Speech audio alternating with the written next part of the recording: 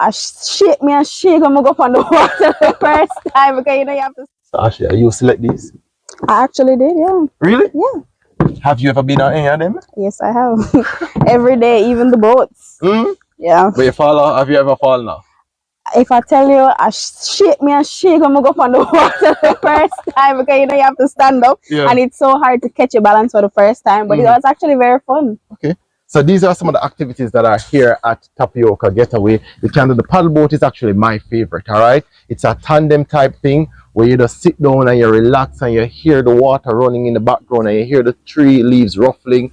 It's just beautiful being here at Tapioca Getaway, don't it? Yes, my favorite is actually the raft because I don't have to do anything. Sure, you get a raft captain and you be a raft, right? Yeah. So big families can come here, huge groups. And remember people, if you have a place that you want Karim's Quest to review, just email it to me, all right? As long as it makes sense to me in terms of what I normally represent, then I don't have a problem coming here. So this is another lovely spot in St. Mary. You stop by, it's very close to Friendship Gap.